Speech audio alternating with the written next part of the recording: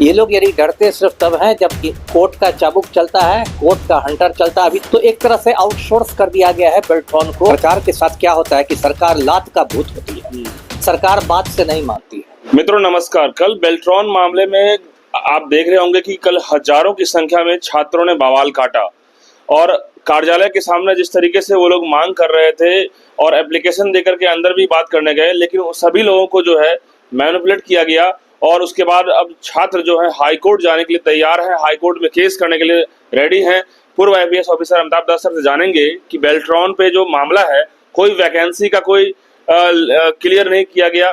Sir स्वागत है सबसे पहले। जी धन्यवाद आपका, थैंक यू। वैकेंसी में नो मेंशन है कि कितना बच्चों को सिलेक्शन करेंगे और अनियमितताएं बरती गई है एग्जाम के रिजल्ट में, क्या कहना चाह रहे हैं सर? अब ये तो मैं जिंदगी में पहली बार सुन रहा हूँ कि कोई परीक्षा में निकाली गई हो, परीक्षा का विज्ञापन निकला हो और उसमें रिक्तियों का उल्लेख ही नहीं हो।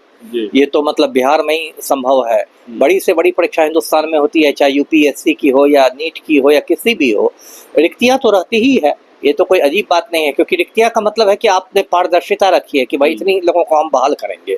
उसमें कोई ये नहीं होना चाहिए। क्यों नहीं रखते हैं सर ये रिक्तियां? यही तो है कि दाल में काला है। इसका मतलब कि आपकी नीयत में खोट है।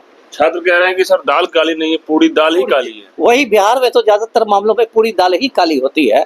अब देखिए, बेल्ट्रॉन के बारे में दर्शकों को बता दूं, ये बिहार सरकार का ही उपक्रम है और जो IT विभाग है, सूचना प्रौद्योगिकी, उसी विभाग के अधीन ये संचालित होता है। और क्या होता है कि बेल्ट्रॉन लेता है जो कंप्यूटर के जानकारों को, जिसको डाटा एंट्री ऑपरेटर्स कहते हैं, है ना।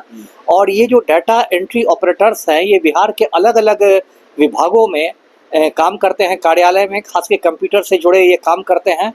और ज़्यादातर इनकी जो नियुक्ति होती है वो संविदा पर होती है, कॉन्ट्रैक्ट पर होती है। मैं खुद जैसे यहाँ पर नागरिक सुरक्षा में था या पहले भी मैं था, जहाँ भी था, तो हमारे कार्यालय में भी डाटा एंट्री ऑपरेटर्स रहते थे।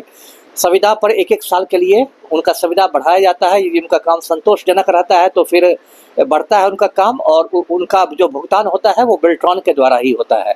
तो एक तरह से आउटसोर्स कर दिया गया है बेल्ट्रॉन को डाटा एंट्री ऑपरेटर्स का। अब ये जो विवाद है जिसकी बात आप कर रहे हैं, पिछले साल 24 में ये विज्ञापन निकला था और उसमें कहा गया था कि हिंदी टंकण में भी लोगों को लिया जाएगा और इंग्लिश में टाइपिंग वाले लोगों को भी लिया जाएगा।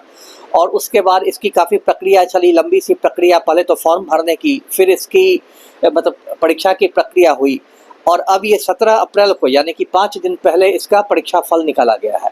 अब परीक्षा फल को लेकर बच्चों में असंतोष इस बात का है कि उसमें ऐसा है कि जिन बच्चों ने सारा शुद्ध टंकण किया था वो उनका नाम रिजल्ट में नहीं दिखाई दे रहा है।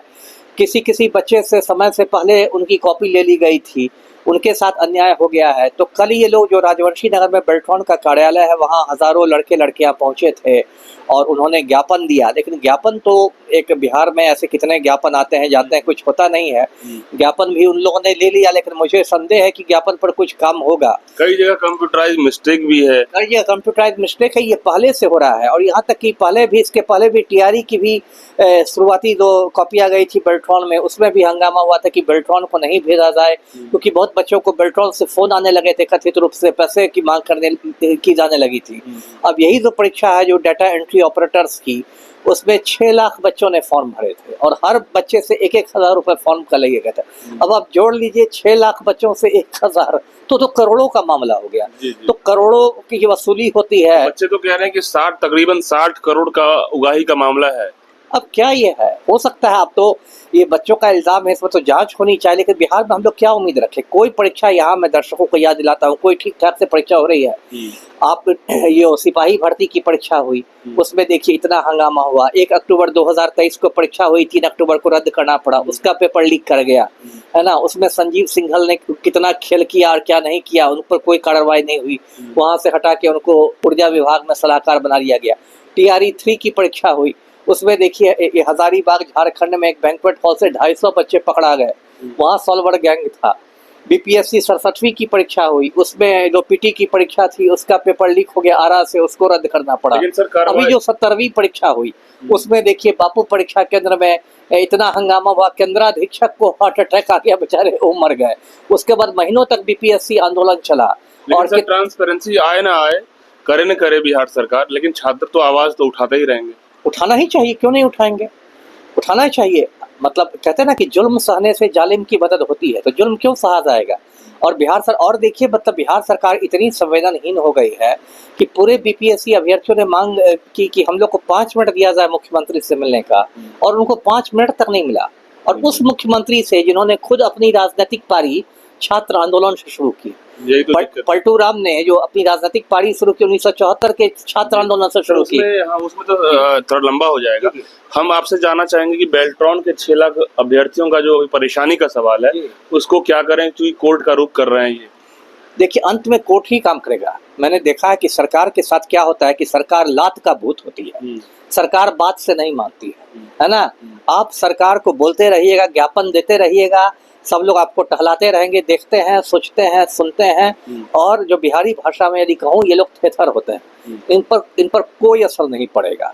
ये लोग यदि डरते सिर्फ तब हैं जब कोर्ट का चाबुक चलता है, कोर्ट का हंटर चलता है। अभी देखिए, हाल में बीपीएससी ने कुछ बच्चों पर आजीवन प्रतिबंध लगा दिया था, और बच्चे कोर्ट में गए तो कोर्ट ने आजीवन प्रतिबंध को रद्द कर दिया, कहा कि नहीं, ऐसी सजा नहीं दी जा सकती है। तो ये लोग डरते हैं सिर्फ कोर्ट के चाबुक से। जब इनको लगता है कि कोर्ट में अवमानना हो जाएगा, कोर्ट हमारा पर्सनल अपीयरेंस खड़ा कर देगा, कोर्ट हमें कटघरा में खड़ा करके बेइज्जत कर देगा, कोर्ट से फटकार लग जाएगी, सजा सुनाई दी जाएगी, जुर्माना हो जाएगा, जेल हो जाएगा, तब ये लोग एकदम तकवा के जैसा सीधा हो जाते हैं। इसलिए मैं बच्चों से यही कहूँगा कि जो भी आंदोलन करे वो शांतिपूर्ण करें, लेकिन इसमें पूरे मामले को कोर्ट में ही ले जाएं, क्योंकि जो भी होगा अंत में वो न्यायपालिका से ही होगा। बिल्कुल।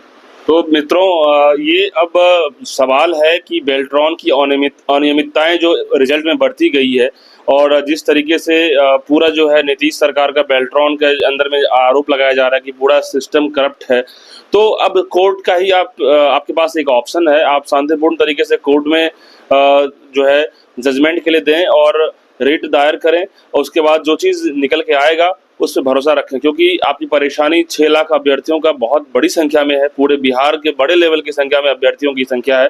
तो ऐसे में कोर्ट का ही सहारा है। सर भी कह रहे हैं कि कोर्ट से अपनी बातों को रखें, कोर्ट में अपनी बातों को रख करके इसका न्याय की प्रक्रिया पूर्ण करें। आप तमाम लोग कमेंट बताइए। धन्यवाद।